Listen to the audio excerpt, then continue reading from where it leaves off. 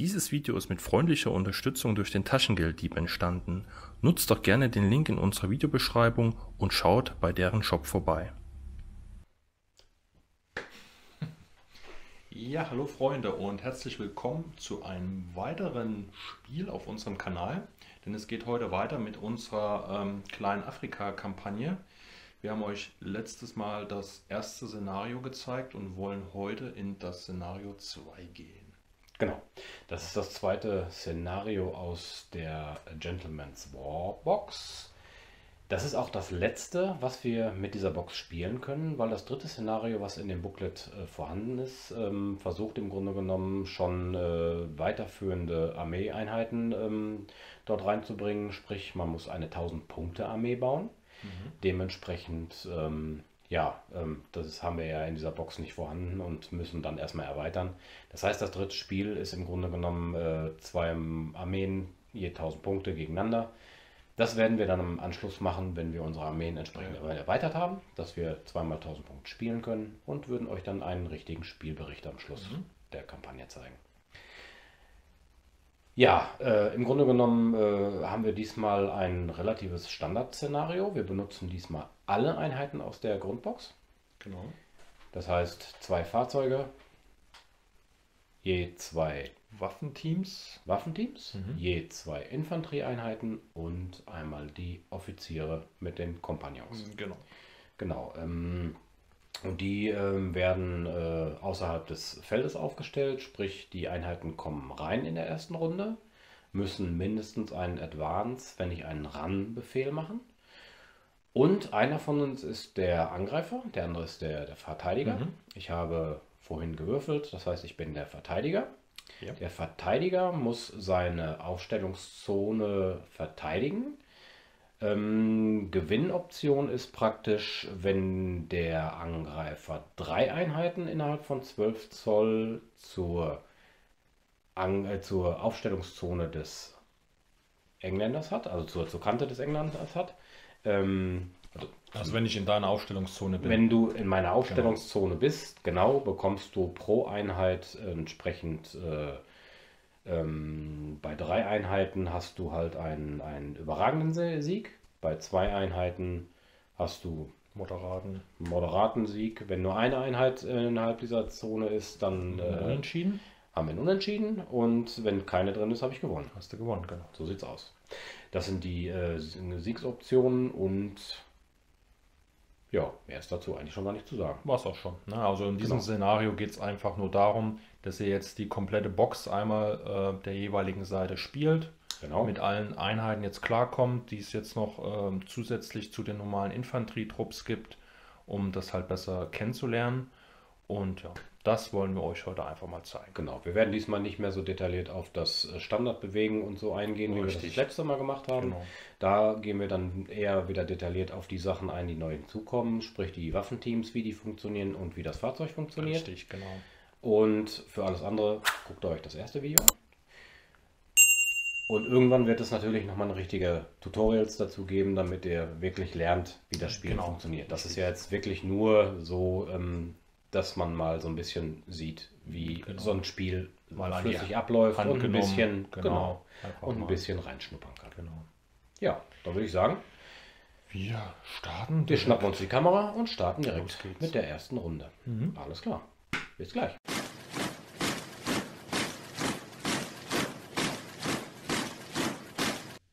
So, die erste Runde. Wir haben jeder 6 Würfel im Sack und der Chris zieht den ersten Würfel. Tada! Tada! Dann gebe ich dir gleich die Kamera. Jo. So, das heißt, Christian hat den ersten Befehlswürfel. Ich habe hier entsprechend meine Truppen und werde als erstes mal einen der Infanterietrupps reinkommen lassen. So, Christian kann reinkommen, entweder mit einem Run-Befehl oder ein Advanced, ein Vorrückenbefehl. Da ich verteidigen muss, werde ich mit einem Advanced-Befehl reinkommen und einfach mich mal hier schön positionieren. Ich wäre ja doof, wenn ich dich nicht kommen lassen würde. Ja. Du kannst mich ja schon weit vor deinen eigenen Linien abfangen. Nö. Komm du erstmal. So. Okay. Ich ziehe einfach mal, während du da genau abmisst, schon mal ein. Ah, weißt du was, ich kann auch einen Run machen. Im Moment kommst du so und so nicht ran an mich. Ich komme jetzt gleich.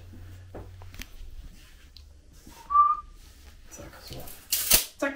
So, der erste Truppe steht. Ich habe den zweiten Würfel gezogen und hole mir jetzt auch eine Truppe rein. So, Chris ist mit seinen Truppen hier auch reingerannt und hat den nächsten grauen Würfel gezogen. Dementsprechend holt er sich seine nächste Truppe. Und lass mich raten, das wird bestimmt auch die zweite Infanterietruppe. Nee, ich mache einfach hier den Mörser. Oh, die Mörseroni. Alles klar. Nächste Würfel.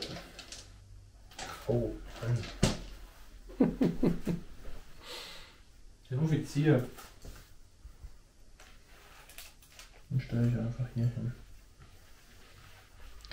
Ganz wichtig ist, bei solchen Situationen kann man natürlich kein Snap-to machen.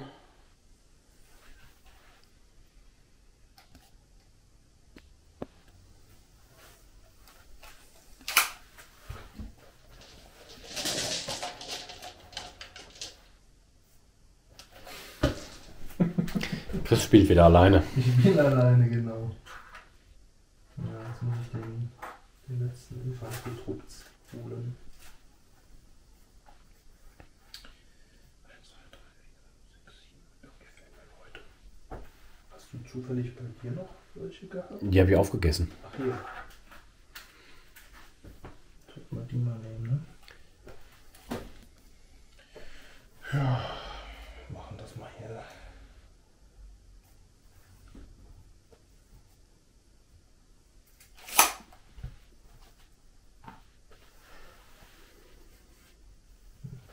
Das ist nicht der falsche.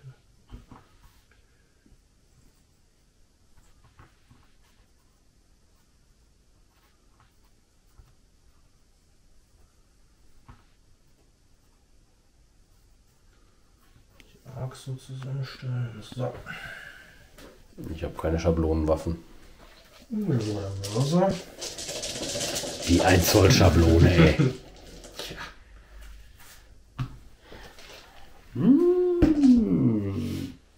Ja, dann darfst du.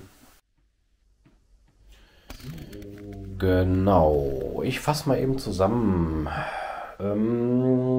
Ich habe zusätzlich gerade einen Offizier reingebracht und einen zweiten Infanterietrupp.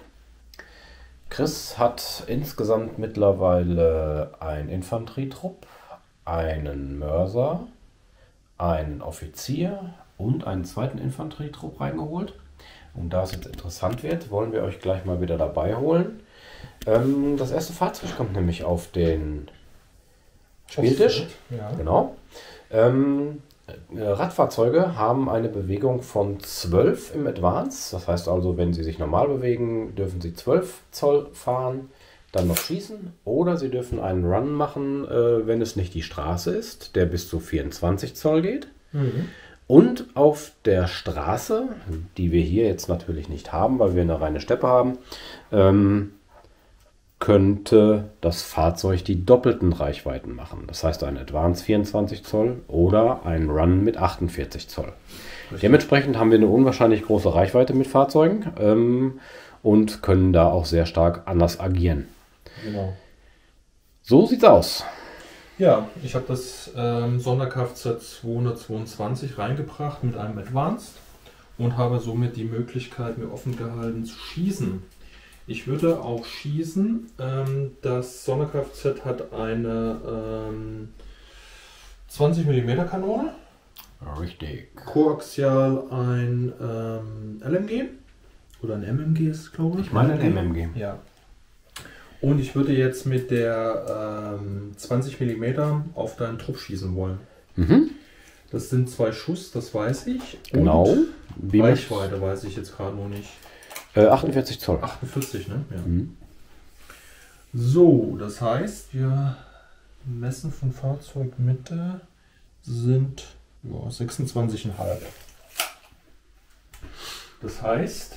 Lange Reichweite und bewegt. Wir haben die gleichen Schussmodifikatoren, sprich der Grundschuss ist auf 3 Plus. Ja. Das heißt, wir haben entsprechend uns bewegt, das ist die 4 Plus, und lange Reichweite, das ist die 5 Plus. Ja. Die Waffe hat ein DSK, ne? Genau, das gleich zum Tragen kommt, das erklären wir dann gleich. Ja. Ich versuche erstmal zu treffen. Du hast 2 Schuss mit deiner Autokanone und dementsprechend bitte. Oh, eine 6 und eine 4.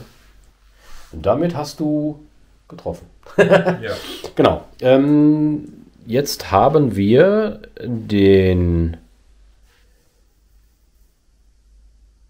die Situation, dass wir eine Schablonenwaffe benutzen. Mhm. Sprich, die Waffe hat 2 1 Zoll Schablonen, die aneinander gelegt werden. Und damit schauen wir jetzt, wie viele Figuren, du bist nur so tief, ich sehe dich mit der Kamera gar nicht mehr, wie viele Figuren unter diesen Schablonen liegen. Genau. Wir haben hier bei der Schablone 4 verschiedene Kreise. Wir haben hier einmal den Innenkreis, das ist die 1 Zoll Schablone. Der Außenkreis ist die 2 Zoll Schablone. Der Innenkreis im Großen ist die 3 Zoll Schablone. Und die 4 Zoll Schablone ist im Grunde genommen hier der Außenkreis. Und dementsprechend gucken wir jetzt mit der Innenschablone, wie viele Figuren darunter sind. So, und das werden immer nur 2 sein. Und die zweite Schablone muss im Grunde genommen an die andere angelegt werden. Das bedeutet, ja, wenn man großzügig ist, hast du hier 3, würdest nochmal rüberklappen, dann würdest du aber maximal 4 Figuren drunter bekommen. Okay. Genau. Das heißt, dadurch, dass wir diese Schablone benutzt haben, haben wir jetzt 4 Treffer verursacht bei 2 Schuss. Ja. Da Chris natürlich entsprechend explosiv unterwegs war. Ja. Diese Waffe hat jetzt noch einen DSK von +2. Wir haben ja den Schadenswert bei unseren regulären Truppen, die wir aufgebaut haben, von 4 plus. Dieser Schadenswert +2, DSK +2, wird jetzt von diesen 4 abgezogen. Sprich, Chris würde schon auf 2 plus verwunden. Ja, das ist heftig. Ne? Genau. So, das versuche ich jetzt einfach mal.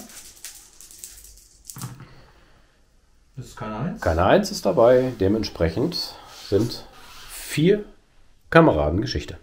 Eine 6. Darfst du picken. Passiert 4 aber nichts. Kameraden sind Geschichte. Genau. Dann werde ich mal abräumen und dann sind wir wieder da.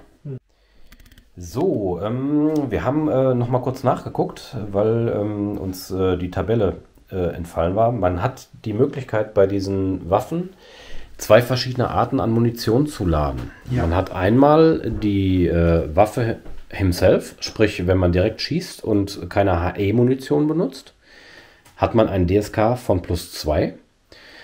Lädt man diese Waffe mit HE und will diese Schablone benutzen, hat man nur einen DSK von +1. Das war uns nicht mehr geläufig. Dementsprechend haben wir gerade noch mal schnell nachgeschaut. Ja. Aber da Chris so und so immer mindestens eine 3 gerade gewürfelt Richtig. hat, ändert das an den Verlusten nichts. Genau. Und wenn man HE feuert, hat man auch mehr Pins oder die Möglichkeit auf mehr Pins. Ein W2, sprich 1 bis 3 wäre es ein Pin und 4 bis 6 sind es 2 Pins. Und ich glaube, du hattest einen 6 gewürfelt, ne? 6 gewürfelt, das heißt, Entsprechend hat die Truppe 2 Pins durch die Explosionswaffen. Und ich nehme jetzt einfach mal 4 Leute weg, weil die sind tot. Aber die 9 Mann brauchen keinen Würfel, Richtig. keinen Moraltest machen, um aufgerieben zu werden. Dementsprechend stehen die einfach noch. Genau, dann würde ich sagen, Nächster Würfel. nächster Würfel.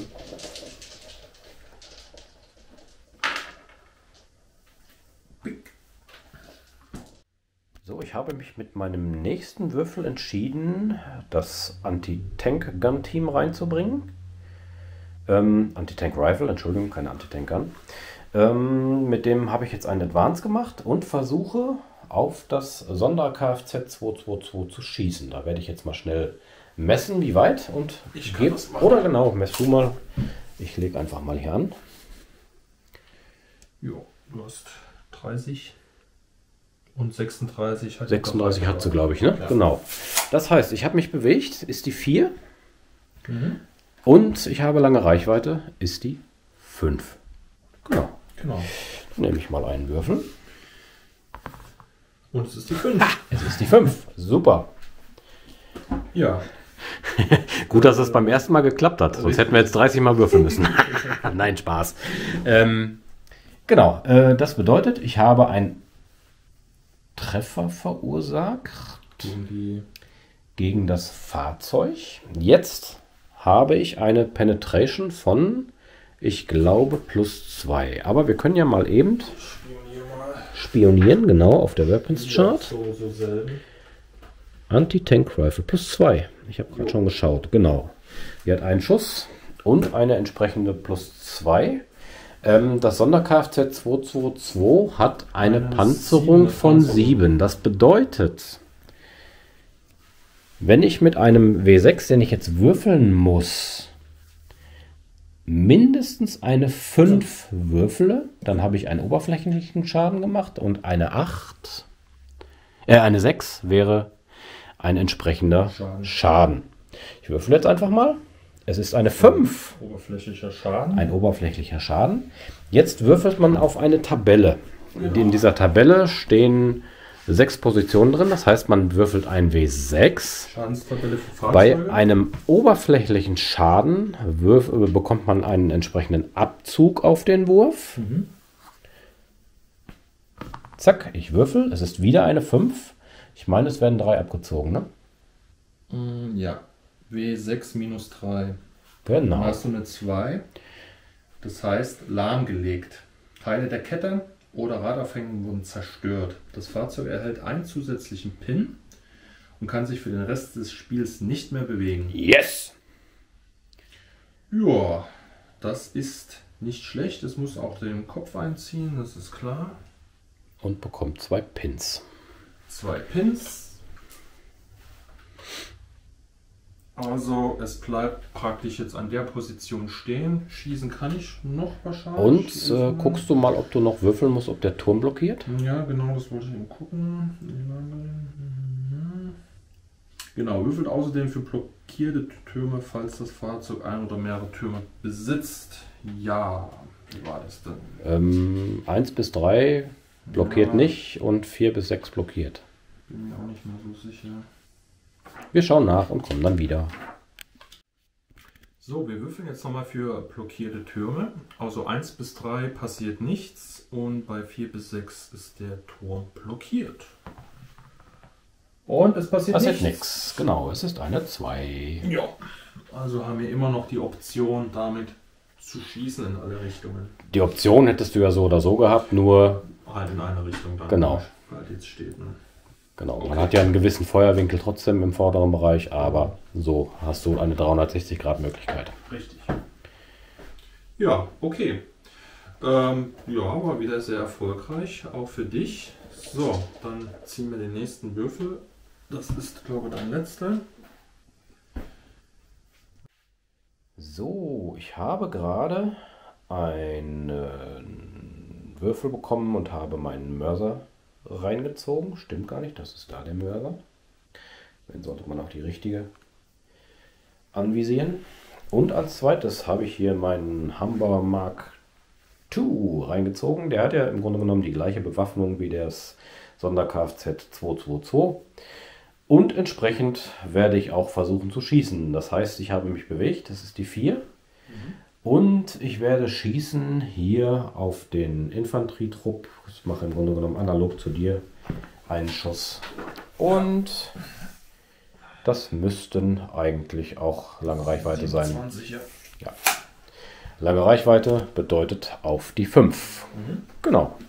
Das werden wir mal eben machen und dann sind wir gleich wieder da.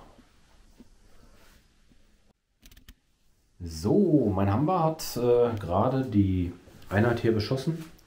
Ich habe allerdings nicht so viel Glück gehabt wie Chris. Ich habe nur 2 getötet. Zwar auch 2 Treffer gemacht, aber nur 2 Verluste erzeugt und auch nur einen Pin generiert. Dementsprechend, ja, Nicht ganz so erfolgreich, aber egal. So, Chris hat den nächsten Würfel gezogen und kommt mit seinem Anti-Tank-Team rein. Sprich, gegenüber von meinem Hammer. Und will, glaube ich, den gleichen Move machen, den ich auch gemacht habe. Genau. Es ist lange Reichweite. Ich brauche die... Ist auch ganz nebelig, ist bestimmt auch noch ein. Ich brauche auch die 5, um ihn zu treffen. Es ist die 6. Und so. Wir brauchen eigentlich den gleichen Move. Du hast auch eine 7er Panzerung, ne? Ist das gleiche, genau. Ist im Grunde genommen das gleiche Fahrzeug, nur... Ja. Also brauche ich mindestens eine 5, um den oberflächlichen Schaden zu generieren. Und es ist die 6. Es ist sogar ein Schaden. Ein Schaden, genau. So, das heißt 1W6. Genau, ein W6. 3. Müsste Feuer sein. Ich spioniere. Ja. Feuer, Treffer entzündet Treibstoff oder Munition des Fahrzeugs. Die Besatzung verfällt in Panik, aus Angst in einem brennenden Wrack gefangen zu sein. Das Fahrzeug erhält einen zusätzlichen Pin und muss anschließend einen Moraltest ablegen. Wird dieser bestanden, wird das Feuer gelöscht oder erlischt von selbst. Leg einen Befehlswürfel neben das Fahrzeug oder dreh den derzeitigen Würfel auf den Kopf, um anzuzeigen, dass es stehen bleibt und im laufenden Spiel keine Aktion. Misslingt der Test, gibt die Besatzung das Fahrzeug auf und es gilt als ausgeschaltet. Würdest du mir bitte einen Pin-Würfel geben? Ja. Den darfst du schon sofort auf die 2 drehen. Richtig. Und gegen den musst du jetzt deinen Moraltest machen. Hole ich mal eben. Paniktest so gesehen. Zack. So, das bedeutet, ich habe ein reguläres Fahrzeug. Ich habe 2 Pins. Das heißt, ich muss auf die 7 würfeln. So, ich habe eine 7. 8. Verdammt. Das bedeutet, das Fahrzeug ist zerstört. Ist ausgeschaltet, ja. So schnell kann es gehen. Explodiert. Aber das ist schön bemalt, das muss stehen bleiben.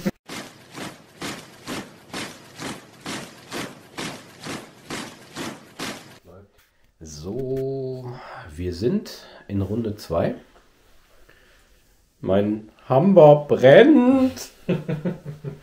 Und ansonsten haben alle Truppen entsprechend den Würfel wieder weggenommen. Wir haben die Würfel in den Beutelo. Und es geht direkt weiter. Der Deutsche ist dran. Ich würde mal eine Initiative versuchen und Snap to Action machen, das Sonder-Kfz und einen Trupp noch aktivieren. Bitteschön. Ja, ich fange an mit dem Drop und der macht einen Advanced.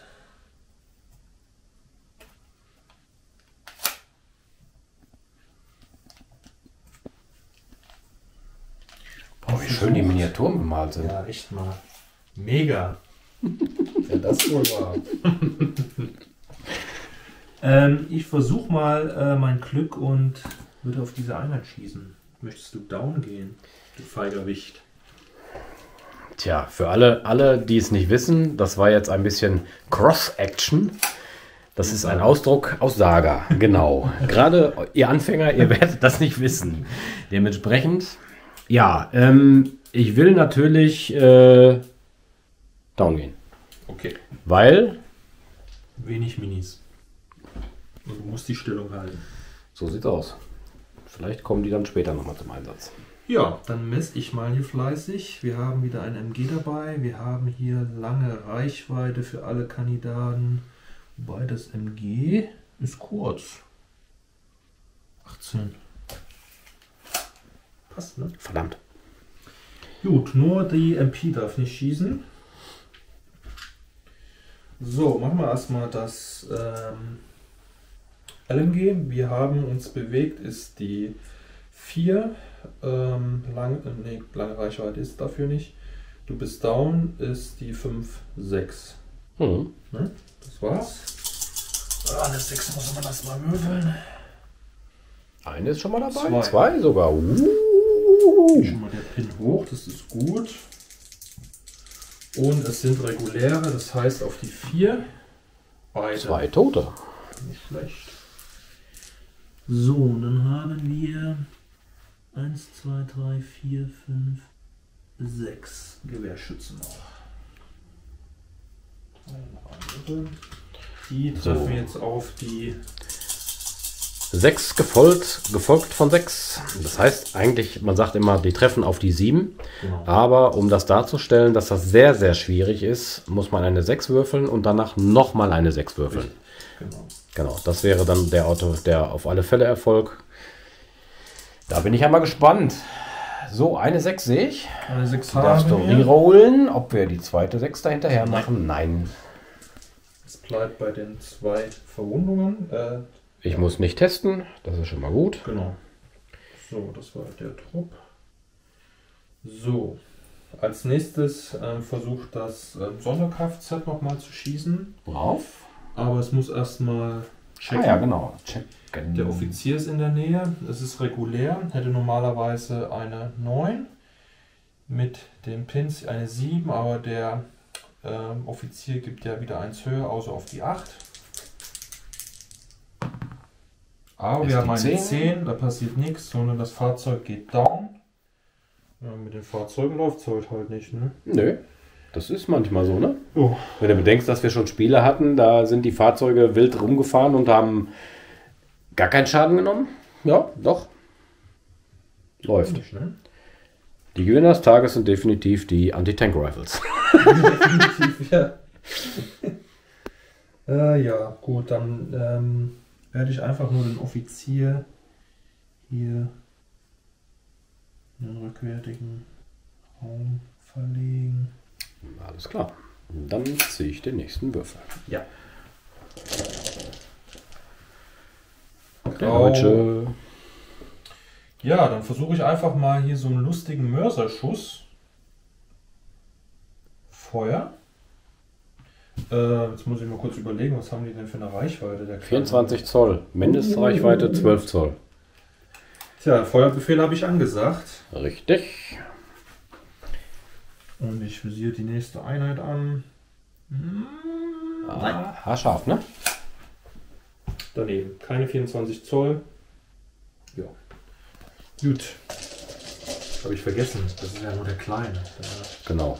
Der kleine Mörser hat auch den großen Nachteil, er hat eine Maximalreichweite von 24 Zoll und eine Mindestreichweite, da er eine indirekte Waffe ist, von 12 Zoll. Das heißt, man hat ein sehr begrenztes Schussfeld, wo der überhaupt funktioniert. Ja, das ist richtig. Genau. Ja, ich überlege mal, dann sind wir wieder da. So, mein Mörser hat gerade geschossen auf Chris seine Infanterieeinheit, hat aber leider nicht getroffen. Eine 2 gewürfelt, die waren allerdings in Reichweite. Chris seine Einheit, diese Infanterieeinheit hier, hat gerade auf meinen Offizier geschossen und hat das Unwahrscheinliche geschafft. Er hat eine 7 gewürfelt, das heißt eine 6, gefolgt von einer 6. Und dann Genau. noch eine 6. Und dann beim Verwunden noch eine 6. Aber der NCO ist stehen geblieben. Danach war es nur noch eine 4. Entsprechend, habe ich den Kompagnon verloren. Musste einmal kurz testen, aber Das bestand. Moraltest steht. Genau. Nächster Würfel. Grau. Das wird jetzt. Es muss sich bewegen, es bleibt nichts anderes übrig. Bleibt nichts anderes übrig. Genau. Ein Advance mit 6 Zoll. Und dann denke ich, schießt du hier wahrscheinlich auf die Einheit. Ne? Ja, ich schieße einfach mal auf die große Einheit. Wir haben 24. Das ist immer noch lang. Ja. Wir haben uns bewegt. Lange Reichweite ist die 5. Achso, möchtest du down gehen? Nein, möchte ich nicht. Dann die 4. Nicht getroffen. Dann noch ein Würfel für dich. Genau, das ist die Einheit. Dann überlege ich mir mal, was ich damit mache. So, Christian hat Meine den letzte Würfel. Einheit. Genau. Das MG schießt auf kurze Reichweite hier auf den Trupp. Das heißt, ich habe mich nicht bewegt. Es ist kurze Reichweite auf die 3. Jo, so ein Treffer, 3 Treffer. So, meine Gewehre. Wir rekapitulieren nochmal. Rapid-Fire-Regel. Pro 3 Schützen plus 1 Würfel. Das heißt, ich habe wieder 9 Würfel. Allerdings auf die lange Reichweite ist die 4. Das sieht schon mal gar nicht so schlecht aus. Sind insgesamt 8 Treffer. Die ganzen auf die 4. Ja, 5 Stück. das ist ordentlich.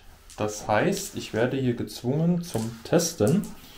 1, 2, 3, 4, 5. Ich habe jetzt nur noch das MG praktisch. Und teste einmal. Und bleibe noch stehen. Schade. Der nächste Würfel kommt von den Deutschen. Die Einheit hier auf der rechten Flanke hat sich bewegt und möchte auf mein Mörser-Team schießen. Du warst über 12 Zoll, ne? Das MG ist in kurzer Reichweite, die Gewehre sind in langer Reichweite. Genau, und die MP trifft nicht. Gar nicht, genau. Das bedeutet, jetzt bekommen wir nämlich die nächste Regel zu spüren. Kleines Team. Alle Teams, die aus nur 2 Leuten bestehen, bekommen nochmal, weil sie nur so wenig Leute sind, einen Malus von -1 auf den Trefferwurf. Also ich, beziehungsweise +1, genau. Das heißt, wir haben uns bewegt, beziehungsweise der Deutsche hat sich bewegt. Er ist in langer Reichweite und ein kleines Team, das wäre dann auf die 6 für die Gewehre und auf die 5, weil das in kurzer Reichweite, das MG auf die 5, weil es in kurzer Reichweite ist. Ja.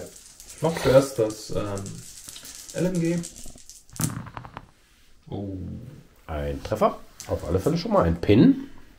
Und Ein 6. Und kannst du picken? Nein. einer schon mal weg. Kein Exceptional Damage. Das bedeutet, der Mörser ist auf alle Fälle noch da. So, und dann sind das noch 6 Kameraden mit Gewehren.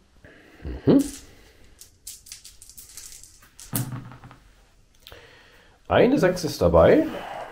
Und die muss jetzt auf die 4 treffen. Nein. Ja. So, dann mache ich einen Moraltest. Es ist ein regulärer. Eigentlich kauft man den ja nicht regulär, aber wir hatten ja gesagt, wir kaufen alles regulär. Und mit einer 4 habe ich bestanden. Genau, der Junge hat einen Pin. Ja, dann renne ich einfach nur hier. Mit dem Offizier hinterher, dann, weil es ein Snap-to-Action war. Denkt an die 1 Zoll Abstandsregel. Fremde Einheiten müssen nämlich immer 1 Zoll Abstand halten. Ja, nicht fremde, generell Einheiten zueinander. Genau.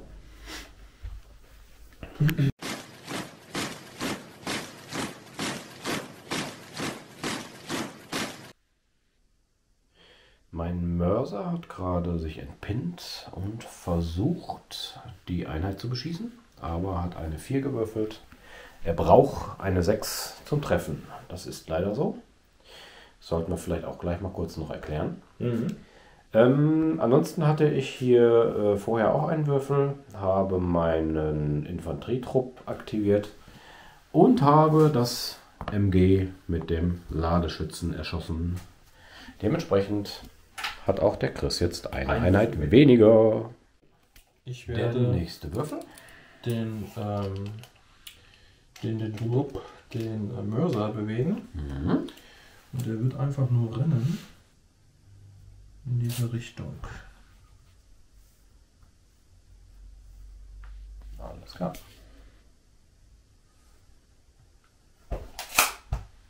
So, gleich den nächsten. Es ist nochmal grau. Ich versuche das Fahrzeug zu erkennen. Das ist ja noch hier mit dabei. Wir haben -3. Das heißt auf die 6, ne? Das ist natürlich jetzt sehr schwierig. Aber ich versuche es einfach mal. Ah, schade. Auf die 8, also ein Daumen.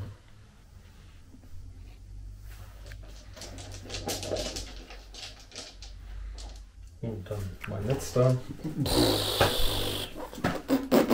Ich bewege mich etwas vor wieder. Zack, zack.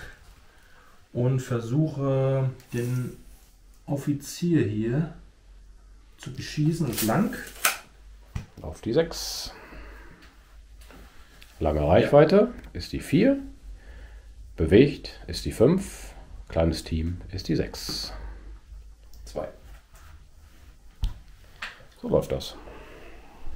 So, damit hast du noch 3 Würfel zur freien Verfügung.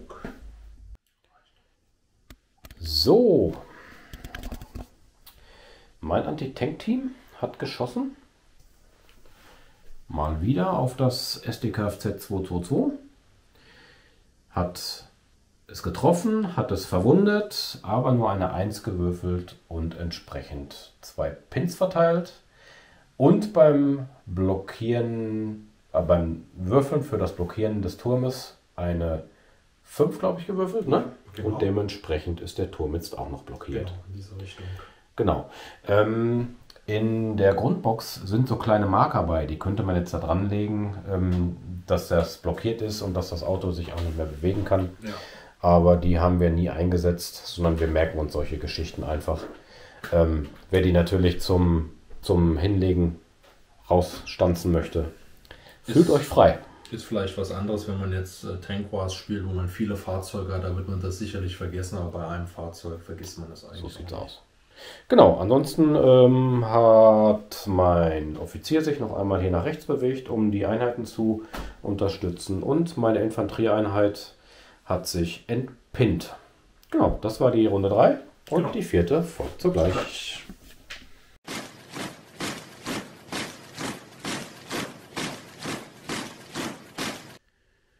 Wir sind in der 4. Runde. Ich habe einen Snap to Action gemacht, bin mit meinem Offizier weiter vorgelaufen. Der hat 2 MP-Schüsse auf die Truppe da vorne vom Deutschen abgelassen, allerdings nichts getroffen. Die Truppe mit dem MG, die schon so dezimiert ist, hat das MG geschossen und ein Gewehr.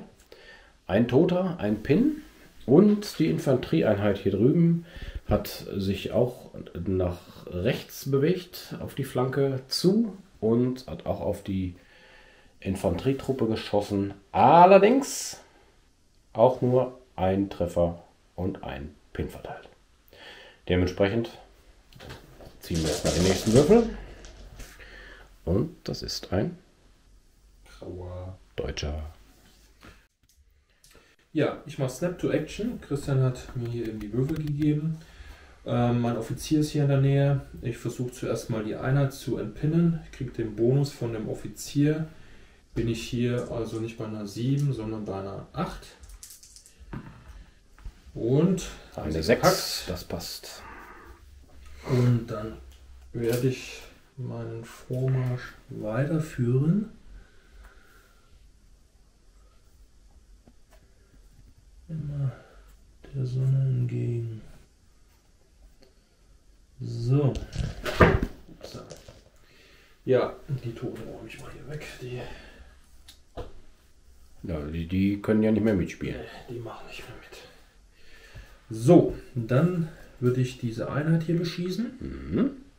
Wir sind auch im Point Blank. Hier zumindest mit den Kameraden, die hier hinten nicht. Das heißt, die erste Reihe ist im Point Blank. Jetzt müssen wir mal schauen. Ich würde zuerst das MG machen. Das sind 5 Schuss. Der kann gar nicht schießen, weil der hat nämlich das MG geschultert. Wie will der denn geschultertes MG schießen? Kannst du mir das mal erklären? Pass auf, wie schnell der ist. Wie schnell der da durchlädt. Und das sind 1, 2 Handgriffe und dann ist der fertig. Das schafft er schon. Wie Rambo. Genau. Wir haben jetzt auch hier noch den Pin, das heißt... Das ist nämlich der Ram Herbert. richtig, genau. Oder Klaus, ne? Ramklaus, genau. Ramklaus. Jetzt habe ich dich voll aus dem Konzept gebracht, Pin ne? Und Point Blank hebt sich auf. So, also sind wir bei einer 3. Wir haben uns dann nur bewegt, ist die 4. Ne? Die MP ist allerdings bei der 2. Ich mache jetzt nur den... Achso, nur den MG-Mann. Ja. Die Dry. 2. 3 Einsen sind schon ordentlich. Das ist so ähnlich wie mein Wurf vorhin. 4. 2. 2 Tote schon mal. Kratsching, So, kratsching. und dann haben wir noch einen MP-Mann. Der trifft dann auf die 3, ne? Auf die 2. Mit Oh, den Pin habe ich nicht gesehen. Entschuldigung, ja, du hast recht. 3. Ein Treffer. Und dann ist der letzte Ja. auch weg. Dann braucht der Rest dann nicht mehr schießen. So, und der Offizier bewegt sich der Sonne entgegen.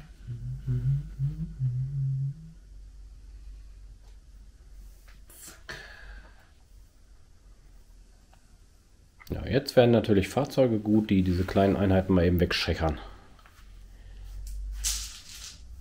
So, der rennt schon mal dahin. Alles klar.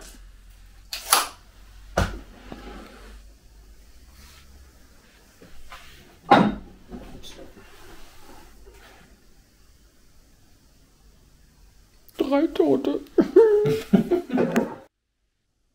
Ich habe geschossen mit meinem Anti-Tank auf den Offizier.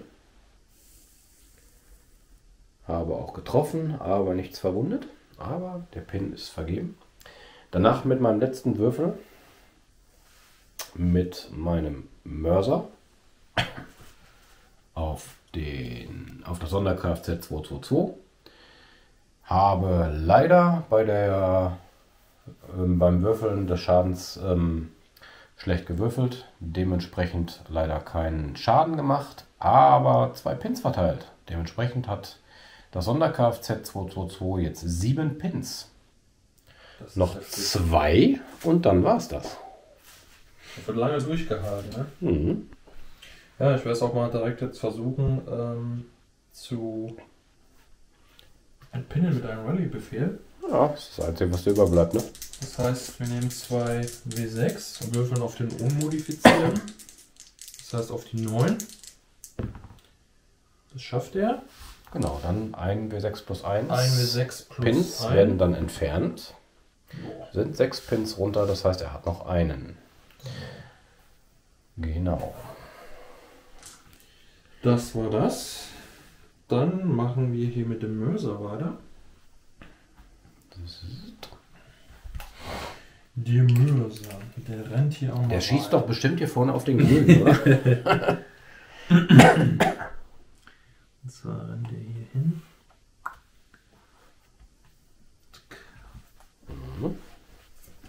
Das ist gar nicht so schlecht, weil die Flanke habe ich nämlich leider offen gelassen. Da hatte ich mich ja auf mein Fahrzeug verlassen, dass der hin und her kurven kann. Und der hier. Lass mich raten, der will die Infanterietruppe spinnen. Nee, der rennt. Auch da lang. Okay.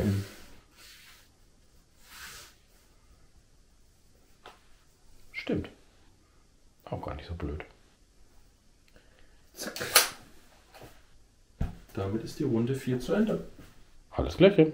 Auf zur Runde 5.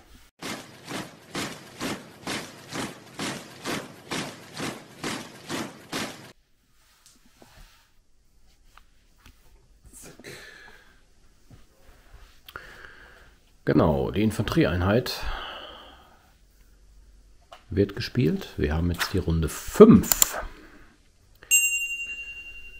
Genau.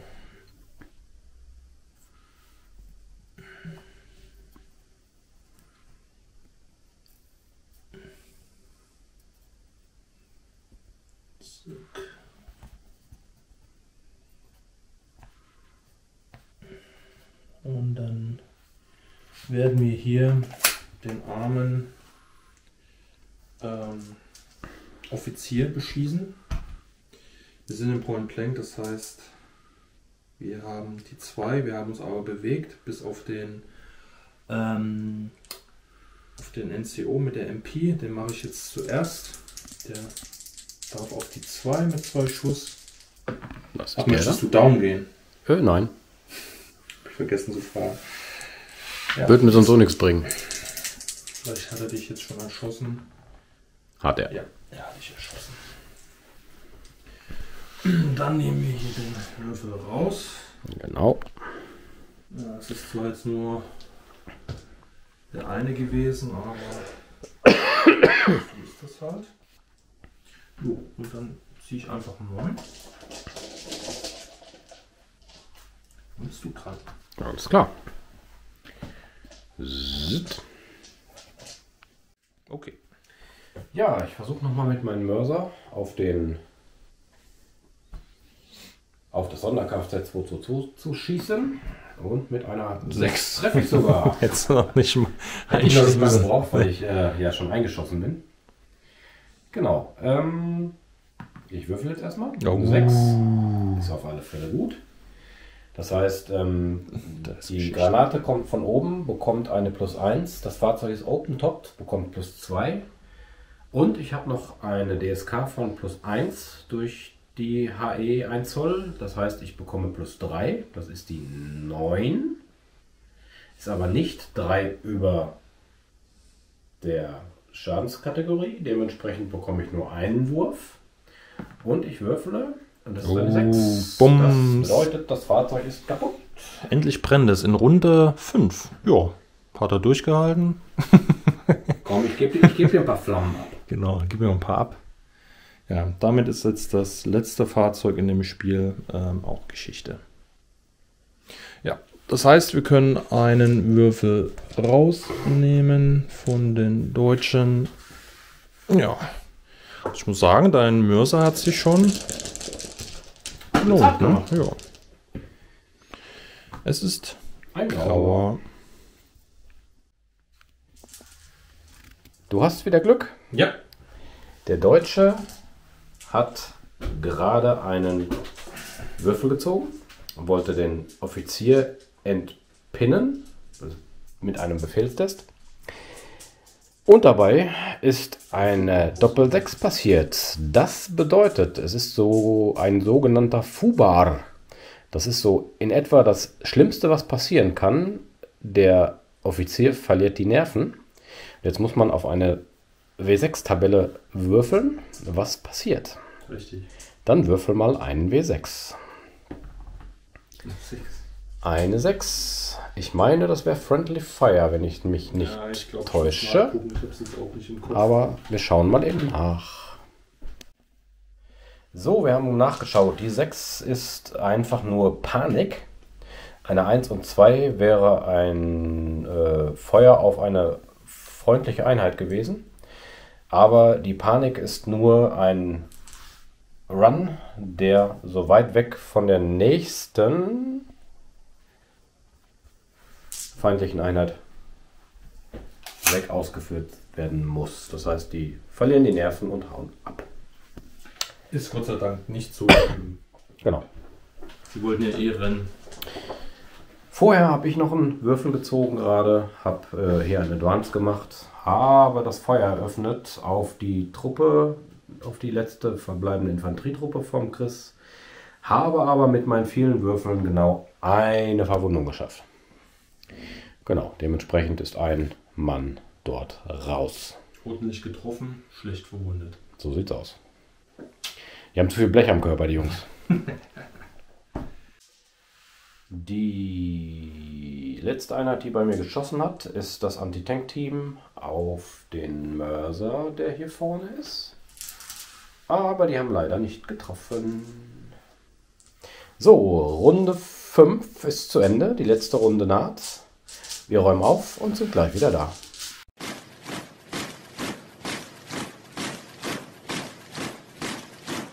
So. Christian hat den ersten Würfel in Runde 6. Genau, ich mache einen Advance.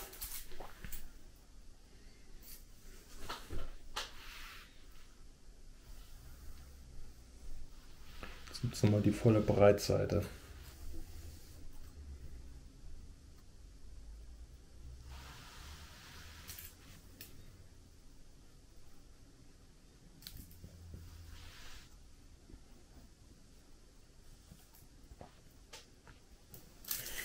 Genau, die volle Bright-Seite. Dann gehe ich down. Okay. Hätte ich auch gemacht, weil du bist ja sonst so in der richtigen Position. Okay, dann habe ich 3 Stück in Point Blank. Ja. Das sind 2 Gewehre und das MG. 6 Stück. Und der Rest ist alles kurze Reichweite. Das heißt, ich habe 2 Gewehre, sind 7 Gewehre, die noch auf kurze Reichweite sind. Das heißt, die Gewehre auf die 4, das hier auf die 3. 5, 6. Wollte gerade sagen, 5 wegen und dem. 6. Ja. Genau. Erst die 6er, dafür ist die 6. Die 5er, auf alle Fälle ein Einer. Treffer. Bringt mir nicht viel. Nein. Ist noch nicht mal ein Toter, ist nur ein Pin. Ups. Der wollte sich schon schlafen legen. Zack. Sonst wäre ich zumindest zum größten Teil weg. Nochmal Glück gehabt. Der Mörser vom Chris hat einen Run gemacht. Genau. Ich habe mich jetzt in die äußerste Ecke verkrümelt, aber Christian möchte nochmal mit der Genau. Panzerbüchse draufhalten. Ich habe mich ein wenig bewegt und werde einmal kurz schießen. Es ist wieder lange Reichweite. Ich habe mich bewegt. Ist die 5. Ein kleines Team ist die 6. Und wir probieren mal. Gerade. Nein, knapp. Jo. Next. So, Grau. Lutscher. Ja, ich werde jetzt hier nochmal versuchen, den Offizier zu entpinnen. Mit einer 9. Er hat eine 10. Doch, passt doch. Er hat eine 10, minus 1. Regulär plus 1, ja stimmt. Hast recht. Ja. Zack. Nee, Quatsch, er ist ja regulär, du hast recht. Er ist ja kein Veteran. Minus Ich eins. bin jetzt vom Plus Veteran eins. ausgegangen, Genau. genau. Also bleibt er beim Down. Er ist jetzt da gefangen. Genau. Ja, mal gucken. Viel kann nicht mehr passieren, ne? Mörser Ich hast hab du den noch? Mörser noch. Und ich habe das Anti-Tank-Team noch. Ich habe nichts in Reichweite für den Mörser. Dementsprechend würde ich mich bewegen.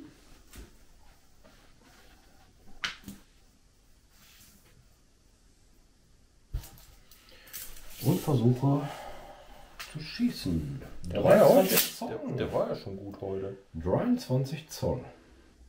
Würde noch passen. Yep. Und? Ja, das war die letzte Chance. Meiner kann im Prinzip Lässt da der wahrscheinlich bleiben. stehen, ne? Ja, das wird ja Genau. in der Reichweite sein. Herzlichen Glückwunsch zum Sieg. Genau. Wir haben nämlich einmal Wir haben einen. 12 Zoll, zweimal 12 Zoll. Ja, der zählt nicht. Nein. Dreimal 12 Zoll. Das wäre ein überragender Sieg für dich. Glück Genau. gehabt. Schwein gehabt. Aber man sieht es ja Hier, es ist truppentechnisch, es ist ausgeglichen. Die Fahrzeuge waren früh weg. Die hätten wahrscheinlich Und viel. deins nicht, deins hat ja lange noch gelebt. Das stimmt, aber was hat es machen können? Das war ja zu Tode gepinnt. Man verspricht sich von den Fahrzeugen Ja, immer zu viel. Das ist, so. ist wirklich dieses Problem halt. Ne? Ja, wir wollen nicht vergessen, dass wir hier Hollywood Style spielen. Dementsprechend ist das doch genau richtig. Genau. Fahrzeuge platzen schnell Eben. und die wichtigen Leute machen das Rennen. Ja. Ja, dann würde ich sagen, wir räumen ein bisschen auf und dann kommen wir noch mit dem Fazit. Jo.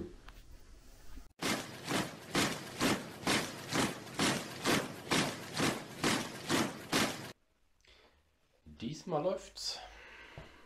Ja. Ja, wir haben es geschafft. So sieht's aus. Das zweite Szenario ist absolviert und es hat wieder eine Menge Spaß gemacht. Auf alle Fälle. Und es war auch wieder mal was komplett anderes. Genau, so eine offene Feldschlacht, die haben wir schon lange nicht mehr gemacht. Wir haben ja bisher immer sehr viel Gelände dabei gehabt. Das ist schon wirklich ein bisschen was anderes. Macht irgendwie auch Spaß, ne? Ja, das ist schon. Genau. Man hat mehr Verluste, definitiv. Aber ja, man muss schon ein kleines bisschen anders taktieren. Ja, man muss so ein bisschen versuchen, die ganze Zeit so ein bisschen Reichweite reinzubringen, weil man dann halt auch keine, wie du schon sagtest, Geländestücke hatte, wo man sich hinter verschanzen konnte, sondern man musste das versuchen, über Reichweiten zu machen. Genau. Ne? Und dadurch, dass die Fahrzeuge relativ schnell ausgeschaltet wurden, beziehungsweise bewegungsunfähig geschossen wurden, hattest du die auch nicht mehr, um da Druck aufzubauen. Nee, richtig, genau. Das ist, Weil das ist ja eigentlich die Gefahr, diese Fahrzeuge, gerade die Radfahrzeuge sind sehr schnell und können natürlich entsprechend austeilen. Wenn die relativ nah ranfahren, dann mal so 5 oder 6 Schuss mit einem MG mal eben irgendwo zwischenhauen, ja, können die auch ganz gut pinnen. Dementsprechend, ja, sind die eigentlich gar nicht schlecht, wenn sie nicht sofort von so einer Panzerbüchse erwischt ja, werden. das war Genau. heute wirklich aber auch Ja, es war Glück. sehr außergewöhnlich. Ne? Oder auch der Treffer mit dem Mörser bei dir, ne? Das war Ja. auch. Das sind eigentlich so Waffen, wo man immer manchmal sagt, ach komm. Genau, richtig. Eigentlich schon. Nee, hat eine Masse Spaß gemacht. Ja, damit haben wir ja im Grunde genommen die Beginner-Serie ja auch durch. Genau, und würden dann demnächst in die Serie für die Fortgeschrittenen einsteigen. Genau, ja. Genau. Ja, bleibt eigentlich nicht mehr viel zu sagen. Schaut euch das erste Spielvideo nochmal an. Da Richtig. habt ihr ja noch ein bisschen was zu kommentieren, wenn ihr Lust habt. Ja. Und Auch nochmal, wenn ihr anfangt jetzt mit dem Ganzen, wenn ihr jetzt Spaß habt an der Sache und unsere Videos verfolgt habt, auch auf jeden Fall das Video von Christian nochmal anschauen. Speziell jetzt zum Aufbau der Truppe und vor allem die Bemalung. Da könnt ihr euch noch einige Anreize holen.